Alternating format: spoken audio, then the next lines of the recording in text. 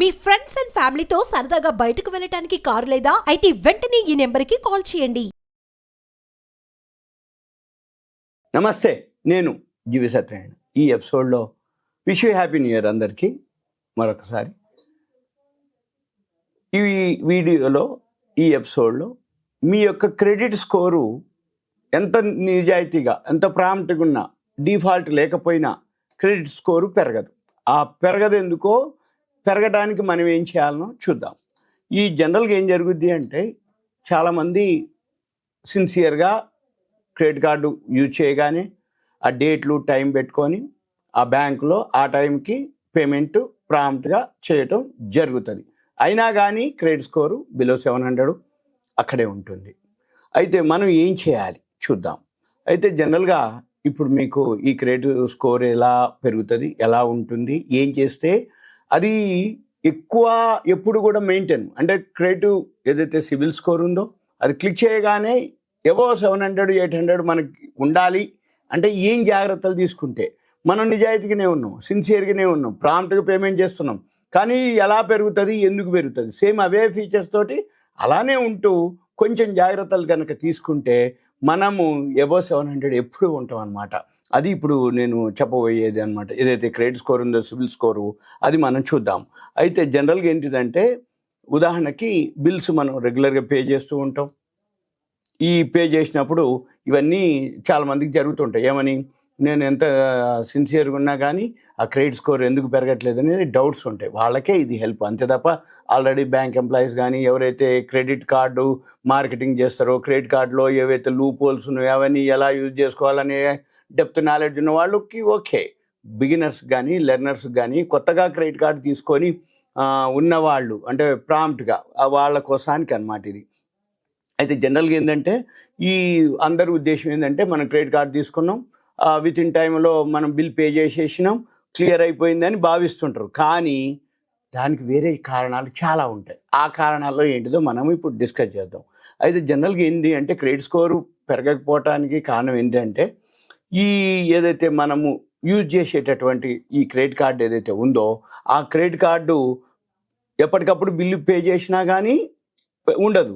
అయితే మనం ఏం చేయాలి అంటే, ఈ క్రెడిట్ కార్డు పరిమితి ఏదైతే ఉందో దాన్ని మనము ఎప్పుడైనా కానీ 30% కంటే ఎబో వాడకుండా కనుక ఉండగలిగితే మీకు క్రెడిట్ స్కోర్ పెరుగుతుంది. ఇవన్నీ నేను ఏదైతే చెప్తున్నా మీరు ఒకసారి ట్రై చేయండి. ట్రై చేసి తర్వాత క్రెడిట్ స్కోర్ పెరిగింది అనుకోండి, మీకు ఐడియా వచ్చేస్తుంది. మీరు కూడా ఆలోచించవచ్చు. లేదు అనుకుంటే మీరు అడగొచ్చు. ఒక అవేర్నెస్ అన్నమాట, ఇది ఇన్ఫర్మేషన్ మాత్రమే. అయితే జనరల్గా ఈ లోన్లు ఏదైతే క్రెడిట్ కార్డు అంటే క్రెడిట్ అప్పు, అంటే కార్డు అంటే అప్పు తీసుకోవడానికి ఒక ఉపయోగించుకునే సాధనం కార్డు. అయితే ఈ క్రెడిట్ కార్డు ఎక్కువ శాతం పెరగకపోవడానికి రీజన్ ఏంటిదంటే, ఈ పర్సనల్ లోన్ల కోసమే ఎక్కువ శాతం వాడతారు. ఈ పర్సనల్ లోన్లు వాడే వాటికి పెద్దగా అదేం పెరగదు. ఎందుకు పెరగదు అనేది చెప్తా. ఎందుకంటే జనరల్గా ఎప్పుడైనా కానీ క్రెడిట్ కార్డు మీద మీరు వాడేటటువంటి తీసుకునేటటువంటి అమౌంట్ ఏదైతే ఉందో ఆ అమౌంట్ ఏదైతే ఉట్టిగానే పర్సనల్ లోన్కి తీసుకుంటే కంటే కూడా షూరిటీ తోటి తీసుకున్నటువంటి ఏవైతే లోన్స్ ఉంటాయో అవి టైంకి కనుక మనం పే చేస్తాం కాబట్టి నిజాయితీగా ఉన్నవాళ్ళు, అంటే ఆ ప్రాంప్ట్ డేటా ప్రకారం లిమిట్లో ఉండి యూజ్ చేసిన వాళ్ళు కనుక ఉన్నాయి అనుకోండి, అటువంటి వాటికి స్కోర్ బాగా పెరుగుతుంది. ఏది, హామీతో ఉన్నటువంటి సెక్యూరిటీతో ఉన్నటువంటి హామీతో ఉన్నటువంటి లోన్ల మీద అయితే ఉంటుంది.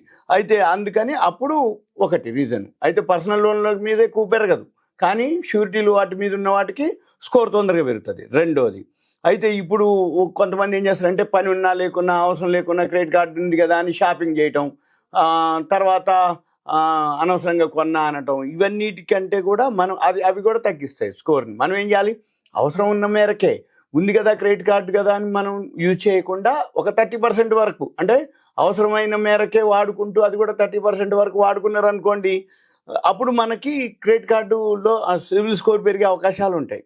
అయితే ఇంకోటి ఏంటంటే, ఎక్కువ శాతం ఫోన్లు వస్తూ ఉంటాయి, మీరు క్రెడిట్ కార్డు కావాలన్నా, క్రెడిట్ కార్డు ఉంటే మేము ఆ ఆఫర్లు ఇస్తాం, దీనికి ఇది ఇస్తాం, అది ఇస్తాం, క్రెడిట్ కార్డు మీద అయితే ఇంత డిస్కౌంట్ ఇస్తాం, అంత డిస్కౌంట్ ఇస్తాం, మీ నెంబరు అవి ఉంటే చెప్పండి అన్నారు అనుకోండి. వెంబటే ఏమవుతుంది, మీరు కనుక ఏదని చెప్తే మీరు అక్కడ ఏమవుతుంది, లోన్ తీసుకున్నట్టే రికార్డ్ అయిపోద్ది. కాబట్టి మనం ఏం చేయాలి, వాళ్ళు ఫస్ట్ చూసేది మీది ఏదైనా చెప్పినప్పుడు ఓకే అని మనం అనగానే మన సిబిల్ స్కోరే చూస్తారు వాళ్ళు, దాన్ని బట్టే మనకి ఉంటుందన్నమాట. అయితే మళ్ళీ వీటితో పాటు కొన్ని అక్కడ ఏం జరుగుతాయంటే ఒకసారి ఆ క్రెడిట్ కార్డులో కూడా కొన్ని అంటే స్కోర్ పెరగకపోవడానికి ఒక్కోసారి మన డీటెయిల్స్ ఏవైతే ఉన్నాయో మనం తీసుకున్నటువంటి లోన్స్ కానీ ఏవైతే వాటికి సంబంధించిన ఇన్ఫర్మేషన్ ఒక్కోసారి అక్కడ ఉండదు అన్నట్టు. అంటే మనం ఎంత ప్రాంప్ట్గా ఎంత పే చేసినా అక్కడ వాళ్ళ డేటా ప్రకారంగా ఏదైతే డేటా ఉందో వాళ్ళు అది ఫాలో అవుతారు. అయితే మళ్ళీ మనకు తెలియదు వాళ్ళు ఏం చూస్తుర్రో ఏం చేస్తుర్రో, ఎంతసేపటికి ఏంటంటే సిబిల్ స్కోర్ ఇట్లుంది అట్లుందని చెప్పడం వరకే. అటువంటిప్పుడు ఏంటిదంటే మనం కొంచెం ఈ క్రెడిట్ చూసుకోవాలన్నట్టు. అంటే మనం ఇటువంటివి అంటే ఏంటి పర్సనల్ లోన్లకు కాకుండా షూరిటీ అట్లాంటి వాటి మీద కానీ, రెండోది ఏవైతే అవసరమైనప్పుడే తీసుకోవటం 30% వరకు తీసుకోవటం, ఇవన్నీ ఉన్నాయి అనుకోండి ఆటోమేటిక్గా మన యొక్క పెరుగుతూ ఉంటుంది. తర్వాత కొద్దిమంది ఏంటిదంటే లోన్ తీసుకోరు క్రెడిట్ కార్డు, కానీ మన వాళ్ళకి ఇస్తారు. అంటే మన రిలేటివ్స్కో ఫ్రెండ్స్కో ఎవరికో మన క్రెడిట్ కార్డుని యూజ్ చేసుకోవడానికి ఇస్తారు. ఏమని ఇస్తారు, నీది క్రెడిట్ కార్డు ఉంది కదా నేను నెక్స్ట్ మంత్ ఇస్తా అన్నయ్యనో బావానో అక్కనో వదినానో అని అంటారు. ఇక మనోళ్ళే కదా ఏమవుతుందిలే అని మనం ఏం చేస్తాం, మన క్రెడిట్ కార్డు వాళ్ళకి ఇచ్చేస్తాం. ఇచ్చేసి ఏం చేస్తారు, దాని మీద ఉంటుంది. ఆ టైంకి వాళ్ళు ఇవ్వలేదనుకోండి, ఉదాహరణకి ఇచ్చిర్రే అనుకోండి, ఓకే. ఇవ్వలేదు అనుకోండి, మనం పే చేయాలి కదా. మరి ఒకవేళ అక్కడ ఇర్రెగ్యులర్ అయిపోయో డిఫాల్ట్ అయిన అనుకోండి, నీ క్రెడిట్ స్కోర్ పోద్ది. అతను మన వాళ్ళే, తర్వాత ఇవ్వచ్చు ఇవ్వకపోవచ్చు, అడ్జస్ట్మెంట్ ఉండొచ్చు, ఏదన్నా జరగవచ్చు. కానీ ఇటువంటివన్నీ కూడా మనము స్కోరు మన కార్డు కాబట్టి మన మీదే పడుతుంది అది. అయితే మనం ఏం చేయాలి అటువంటిప్పుడు, కొంచెం ఇక లేదు అనుకుంటే ఇక ఆ జాగ్రత్తలు ఏవైతున్నాయో మనమే తీసుకోవాలి.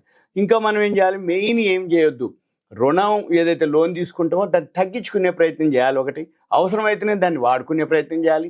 ఇక మూడోది మన క్రెడిట్ కార్డు ఉంది కదా అని చెప్పేసి ఫ్రెండ్స్ రిలేటివ్స్కి అందరికి చెప్పేసి ఇగో నువ్వు కావాలంటే నెల ఉంటుంది మనం వాడుకోవచ్చు తీసుకోవచ్చు అన్నావు అనుకో, వాడికి అవసరం ఉన్నా లేకపోయినా అవసరం అయ్యి రియల్గా అవసరం ఉంటే ఓకే.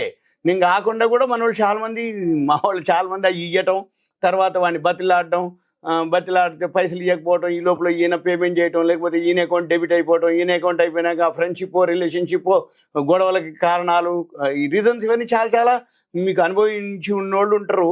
సరే నేను కూడా చెప్తున్నా, కానీ జాగ్రత్త, అట్లేం లేదు. అట్లా అని మన ఇంట్లో వాళ్ళకి ఇవ్వకూడదు అనేది లేదు. మన క్రెడిట్ కార్డు అంటేనే అవసరాలకు ఇచ్చేది క్రెడిట్ కార్డు. మన ఇంట్లో వాళ్ళకి వాళ్ళకి ఉపయోగపడకపోతే ఇంకా క్రెడిట్ కార్డు ఎందుకులే అంటాం. కరెక్టే, అవన్నీ చెప్పడానికి బాగానే ఉంటాయి. కానీ మనం కూడా చూడాలి, డిఫాల్ట్గా అయినాం అనుకోండి, లేదు మనం అడ్జస్ట్ చేసుకోగలిగితే ఓకే. ఇది అనమాట. ఇంకోటి ఏంటంటే సపోజ్ మీకు ఎప్పటి నుంచో క్రెడిట్ కార్డు ఉంది, యూజ్ చేసినా చేయకపోయినా దాన్ని క్లోజ్ చేయొద్దు. ఎందుకోసం అంటే మీకు గుడ్ విల్ బ్రాండ్ రెప్యుటేషన్ ఏదైతే ఉందో అది కంటిన్యూ ఉండాలి. అట్లా మనం క్రెడిట్ కార్డుని రద్దు చేసుకోకుండా రైట్. ఇంకోటి ఏంటంటే అప్పుడప్పుడు ఒకసారి ఏడాదికో 6 నెలలకు ఒకసారి మన క్రెడిట్ స్కోర్ ఎంత ఉంది ఏంటిది అనేది మనం చెక్ చేసుకోవాలి. చేసుకుంటే ఏంటంటే ఒకవేళ క్రెడిట్ స్కోర్లో ఏమన్నా కొంచెం అటు ఇటుగా ఉంది అనుకోండి, అక్కడ ఏం జరుగుతుందో చూసుకొని జాగ్రత్తలు కనుక తీసుకుంటే ఎప్పుడు కూడా మన క్రెడిట్ స్కోర్ మెయింటైన్ అవుతూ ఉంటుంది. మనకి ఏదైనా అవసరమైనప్పుడు క్రెడిట్ కార్డుని వాడుకోవటం అనేది ఉత్తమం. దాని లాభాలు ఎంత ఉన్నాయో మనం ఉపయోగించుకోకపోతే దాంతో వచ్చే నష్టాలు కూడా అలానే ఉంటాయి. ఇది మీకంతా awareness, education, information, knowledge purpose మాత్రమే. ఇంకా ఏమైనా ఉంటే మీరు దయచేసి కాల్ చేయొద్దు. మీ పేరు, ఏరియా, వాట్సాప్ మెసేజ్ పెడితే వీళ్ళు చూసుకొని రిప్లై ఇవ్వడానికి ట్రై చేస్తాను. Thank you. సుమన్ టీవీ ప్రేక్షకులకు ధన్యవాదాలు.